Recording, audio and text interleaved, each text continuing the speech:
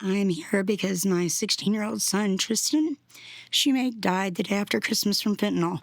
He just turned 16 November 21st, so barely a month into his 16th year.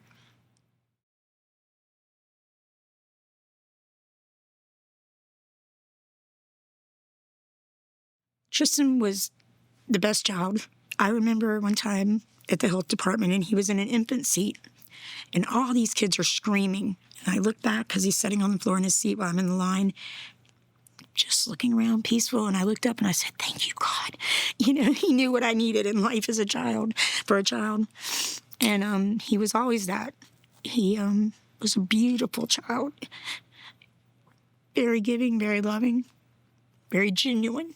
He had a lot of friends, and I'm so blessed by them because it has been 8 months and they have not forgotten him. And they still check in on me. I am so thankful for them because I was worried after he died that I'd be the only one remembering him. And that would have been a shame. He was a cool dude. I wasn't really around him a lot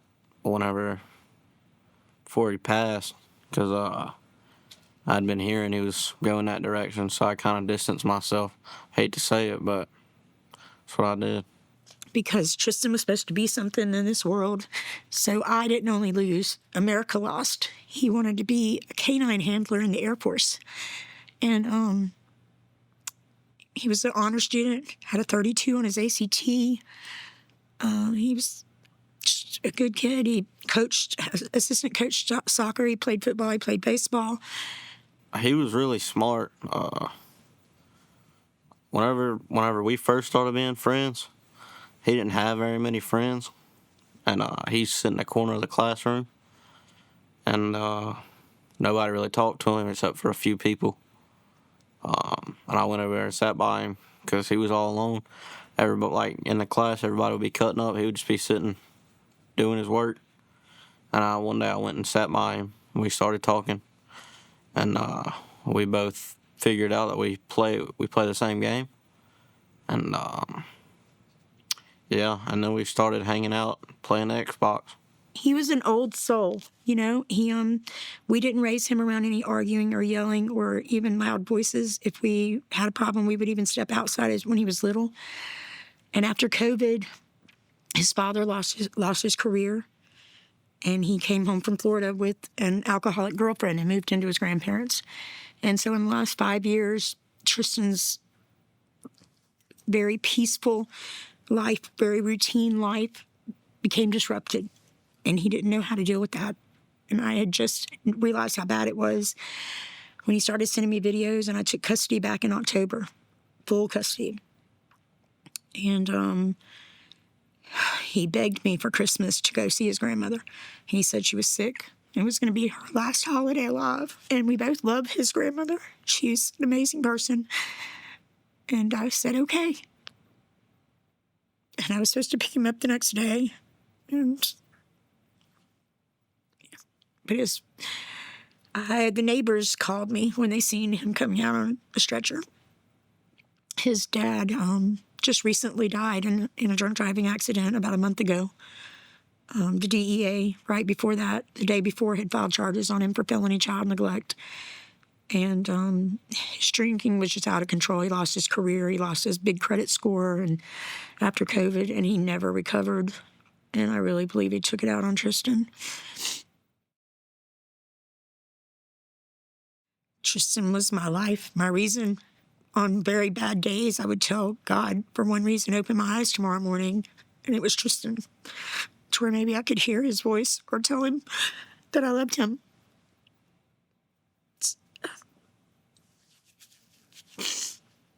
But he met some older people at his dad's apartment. He introduced me to one, and he asked me, could he try marijuana? This was 6 months before he died. Well, September, so about 5 months. And I kind of freaked out because I've been in recovery for a very, very long time from cocaine.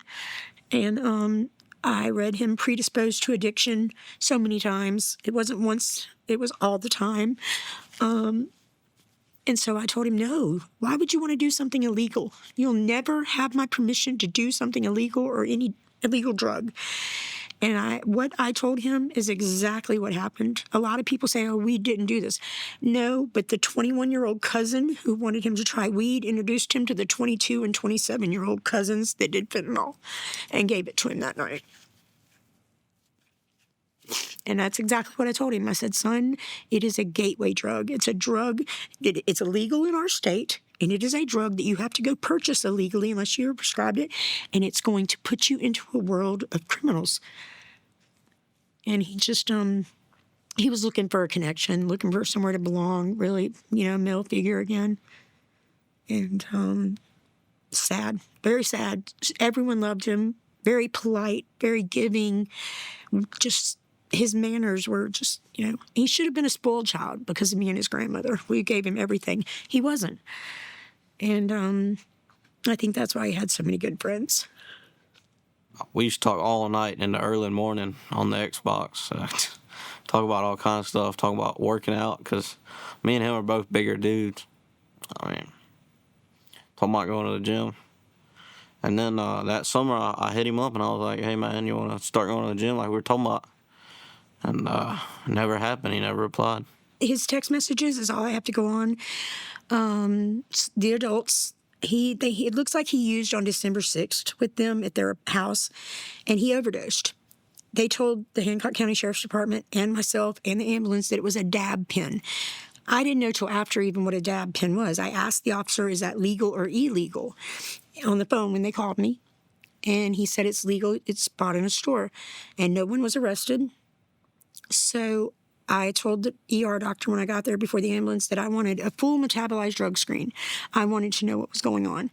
And that if he come back for anything other than cannabis, which I didn't want him to come back for, that I had a bed waiting in Bluesdale from a man named Mr. Mike, runs Missions of Hope. And he kind of looked at me strange, and I said, I do not play when it comes to illegal drugs in my child. Honestly, my friends say, well, what is a normal parent? A normal parent in my mind is, the white picket fence or perfect or never had addiction or never had any issues. So I was one of them parents that I think he was 4 years old, and my sister-in-law was the sheriff's assistant, Sheriff Payne. And I took him there and I told him at the jail, because she worked at the jail, I told him not all bad people are back here where they can't see their families and where they have to eat and go to bed by what they're told. Some people just didn't follow the rules. So remember, no matter how old you are, you got to follow the rules. Your whole life, you got to follow the rules. And so I tried from an early age. I feel like I taught him the dangers of drugs all the time. I didn't teach him the dangers of people, because I cannot understand any adult giving a child drugs, illegal drugs. I can't. On December 6th, the officer told me down over the phone that it was a legal store-bought, not for a minor, but that it was legally bought in a store. And at the ER, he came back for only cannabis. So the next morning, I called the rehab, and then I told Tristan, I said, what will it take to keep you out of Harrison County, away from your dad? But the dad would kind of abuse the grandmother. If Tristan wasn't there, and he was a big boy, big football player. So he wanted to be there to protect the grandmother, which was just a horrible situation. But I don't understand. I did not know he was anywhere near fentanyl, or he would not have been. I'm very close with many law enforcement agents. They knew Tristan. They're not happy about this situation either, that adults would literally, and his messages, this happened December 6th. He was with me. I picked him up from the ER. He was home for about a week, and he kept telling them that he didn't want to do any substance. He was very naive to any kind of street lingo. He said, I want to focus on my future and my college. And he said, and my friend, his messages ripped my soul out. He was giving these people good advice, telling them he thought they needed help, that they were getting re-addicted, and that they needed to be productive and get a job. And they just 20 days later give him fentanyl again, because we believe now that it probably was fentanyl or either a laced dab pen. But the coroner said he showed no signs of, in the autopsy, no signs of long-term drug use of any kind. And in his system, he had fentanyl and caffeine.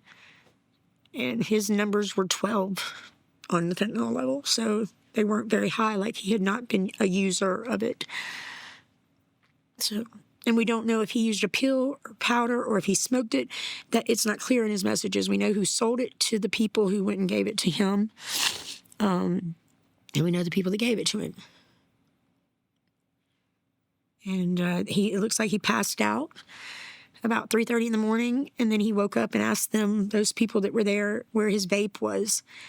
And they told him, and the 27-year-old man who does fentanyl, so I'm sure he knows all about it,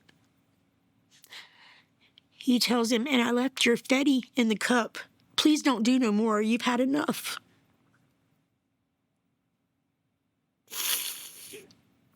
And that makes me so angry, because at 27 years old and you're a drug addict that uses fentanyl, why would you leave it for a barely 16-year-old child if you thought he'd already done too much?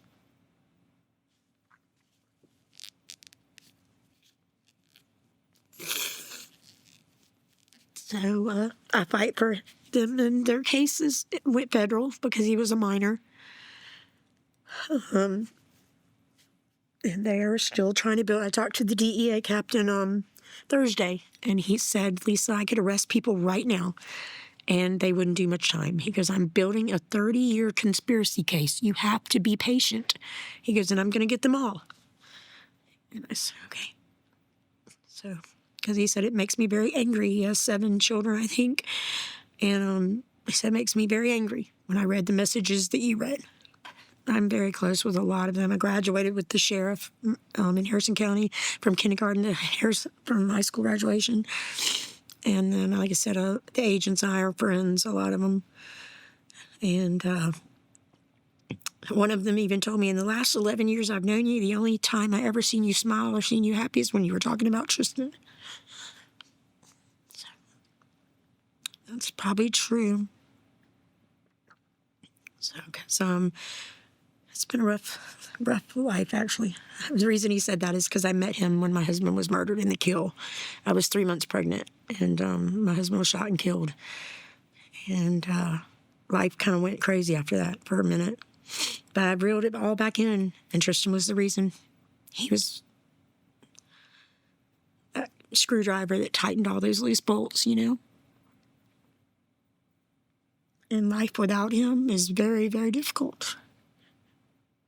I have 2 emotions, and they are out of control. That is sadness and rage. It's beyond anger. For 8 months, those are the emotions I have.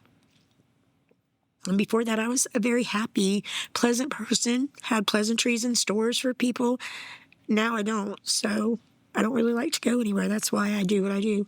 Sit at my desk and fight fentanyl and try to keep Tristan's memory alive.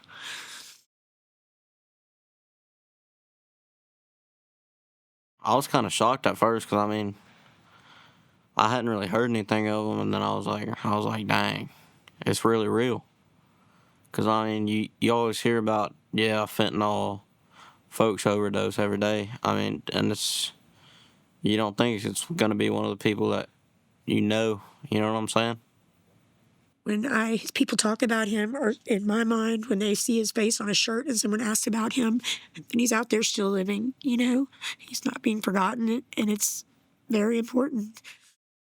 I've given out 4,000 Narcan packages that I've wrote his name and angel date on every single one of them.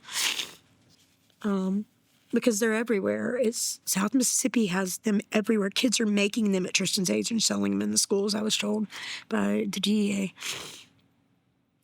And that just blows my mind. Agent Justin Ladner was telling me that used to be when they would go out on a call or respond to a call, that the field test would never come back for anything other than what it was, cocaine or marijuana or cocaine or meth.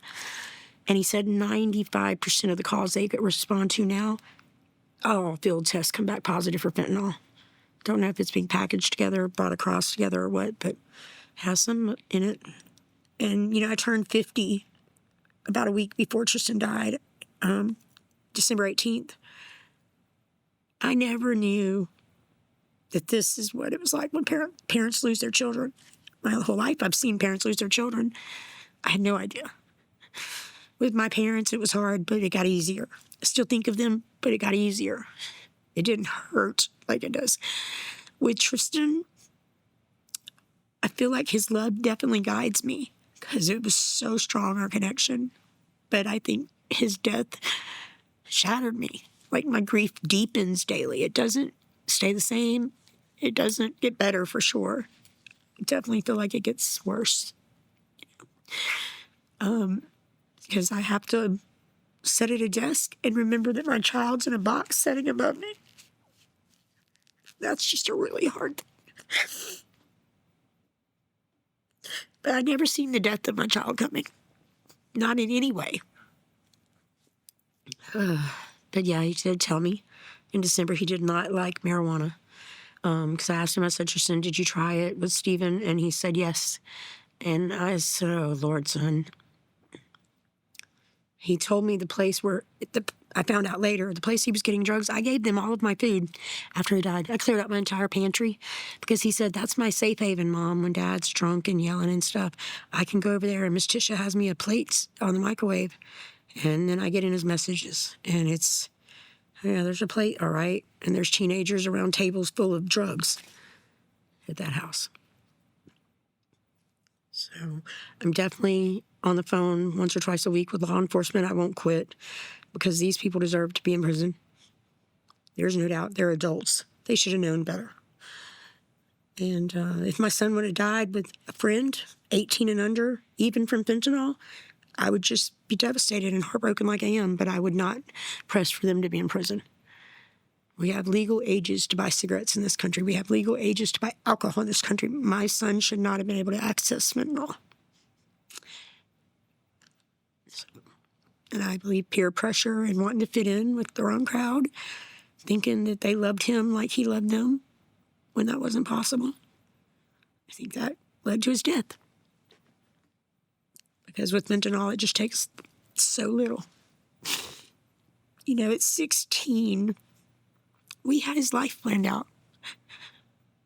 And now when I see people graduate, I can't be happy. I'll never get to see him have a baby. He deserved all that. He really did. He deserved the dreams that he had in his mind since he was a child. He wanted to be in the Air Force. He had a Belgian Malinois. I got him 3 years ago for Christmas, a canine dog that he wanted. Axel, he loved that dog. Even on one of his Snapchats, it said, what's your favorite thing in this world? And he said, my dog. And it probably was. I don't know what else to say. I do tell the kids that, you know, they have more power than the adults. Don't worry about the snitch word that they all say. They think that's something, you know, when they can't be a snitch. I tell them, tell me. I'll be the snitch when it comes to fentanyl. I promise you. I'll tell any law enforcement there is. Because it is killing their friends. So many people were at my son's funeral. It blew me away. I thought there'd be nobody there. I told the funeral home, I said, just make it the quickest service. Let's get it over with. I can't, you know.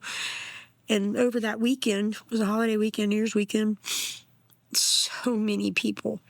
It was standing room only. I couldn't get through the receiving line. And not one of those children that come in for me, including Trent, did not tell me that they are tired of burying their friends. And I am sure they are. Tristan's death has definitely made an impact on his friends. Ones that were using seem not to be. I think they thought they were invincible, maybe. You know? I've just done everything I can do for being a single disabled mom. I don't know what else to do, but I do want them to understand that it's just one time, and you're dead. And death is forever. You know, all them dreams you had, they're gone. The minute you take that pill or the minute you do that line or whatever, you know, you do of this trusting friend, your life is over. And then your parents have to live like I do. And I can't do grief support and stuff like that. My funeral home always wants me to come. What I do with his videos. Of course, it's gotten bigger than I ever imagined. I had Facebook and Messenger when he died, and then I took all of his accounts. So when I post to my Facebook, I post to his TikTok, his Facebook, his Instagram, and his Snapchat, and his YouTube channel. So it has really gotten to be pretty large. But it's the only thing that makes me get up every day so far for 239 days.